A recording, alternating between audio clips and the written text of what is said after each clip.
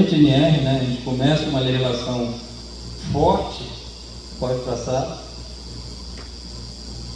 E aí, só um pouquinho uma explicação, né, de como é que é feito uma NR. Como eu falei, dentro das NRs participam as empresas, os trabalhadores e o governo.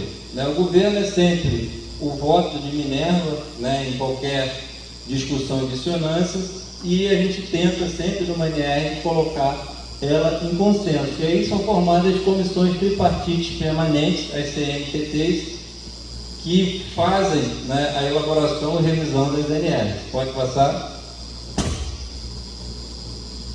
Aí a NR1, né, só para vocês terem ideia, né, ela é de 78, teve revisão em 2007, né, instaurada a revisão em 2007, paralisada em 2016.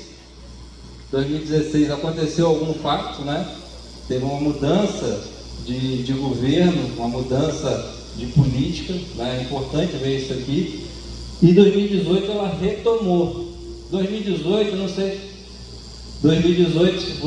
se vocês lembram que em 2018 teve ali que vão acabar com a ANR, que era, como é que era? A eficiência e tudo mais. E aí você vê que, olha, em 2018 ela foi retomada em 2018 e aprovada em consenso em 2019. E foi muita luta para manter as NRs. A gente não conseguiram acabar com as NRs. Então, isso é importante a gente entender que tiveram ataques para cima das NRs. Pode passar. A NR1, né, eu vou falar um pouco da revisão da NR1, né, que é a inclusão expressa de todos os riscos ocupacionais, que foi a mudança. A segunda mudança é a integração entre a NR1 e a NR17, no que tange aos riscos psicossociais. Pode passar para o próximo.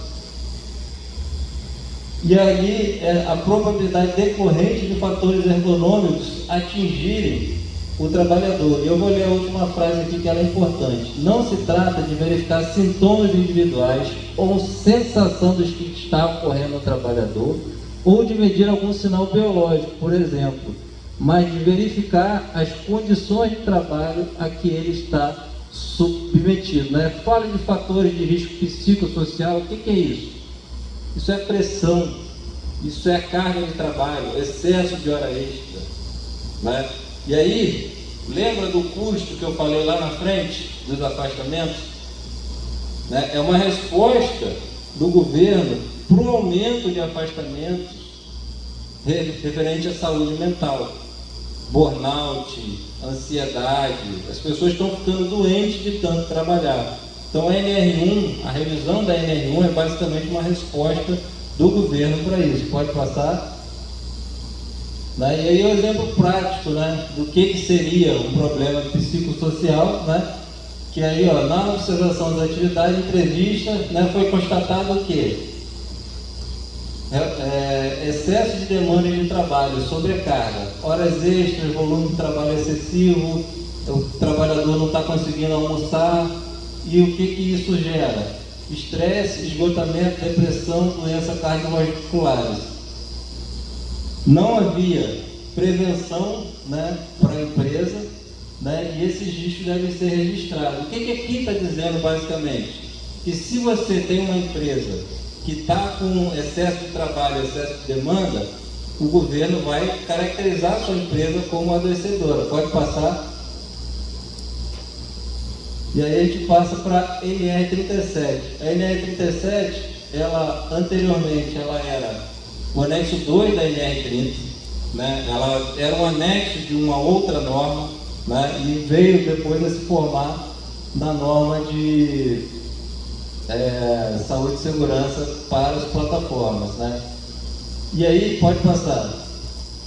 Eu acho legal essa historinha aqui, porque eu só vou colocar aqui as datas, ó. O GT foi criado em 2011, né? 2015 até 2018, né? Foram 22 reuniões por 2 dias, muitas reuniões para se fazer o texto, e se fez o texto, né? Foi realizada em consenso, só que após a discussão de diversos temas, a bancada empresarial solicitou a nova mudança. Né? Por quê? Olha o ano aqui, ó. Fechou em 2018. 2018, nova mudança de governo. Então, todo esse trabalho anterior que foi feito, se buscou desfazer. Pode passar para o próximo.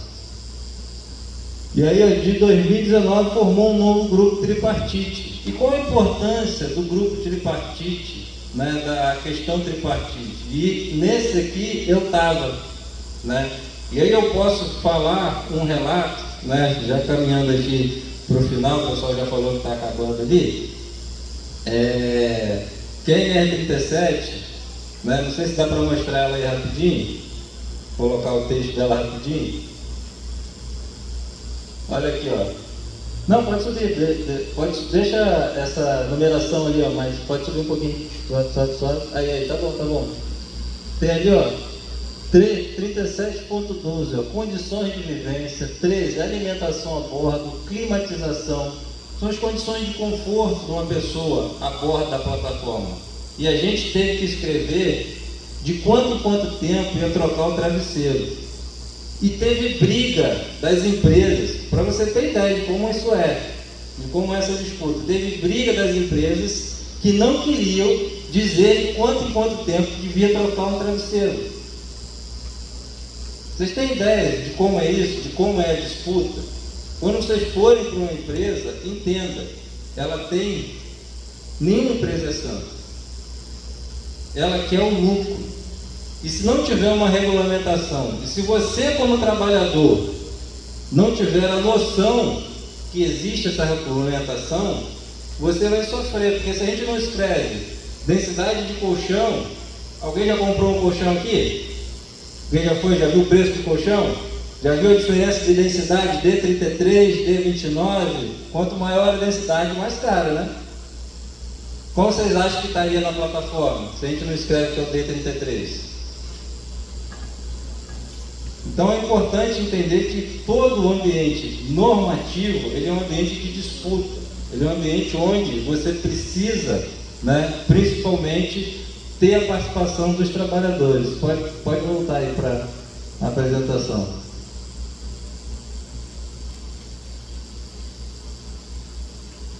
E aí, né, para fechar, eu acho que é importante, né, que eu vou lá e volto, porque a gente tem a norma. Mas a gente tem a realidade também que a política e o governo nos impõem. Né? Vocês passaram pela Covid. Vocês lembram? Alguém aqui não perdeu alguém pela Covid? Né? Você vê que são poucos. Poucas pessoas não perderam algum conhecido. Né? Alguém que não conheceu alguém que morreu pela Covid. Você vê que não tem uma pessoa que levanta a mão. Então, apesar de ter tudo que é norma, tudo descrito, a gente viveu a pandemia da Covid, onde as contaminações para o pessoal offshore ocorriam a bordo, ocorriam dentro da plataforma. E aí, tem quanto tempo ainda? 5 minutos, é isso? E aí, para vocês terem ideia de como é essa disputa na vida real, uma coisa é aquela propaganda Petrobras lá bonita que aparece, energia renovável, então realmente ela existe. Aquela Petrobras de tecnologia de ponta, ela existe. Mas tem outra que é a que visa somente o lucro. Tem outra que faz a disputa de querer que o trabalhador trabalhe o máximo possível. E o que freia isso?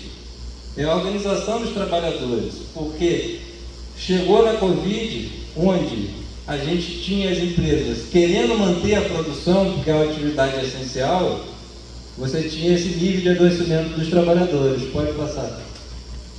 Né? E aqui é só para vocês terem uma ideia, né? É importante trazer dados, né? Para isso aqui é de 2021, né? Você vê aqui, ó, isso aqui é por semana, tá? Isso aqui é caso por semana dentro da plataforma. A gente chegou a ser pico de 100 casos dentro da plataforma. Nós tínhamos, né, nessa data 28, cadê? Morte está onde aqui? Ali.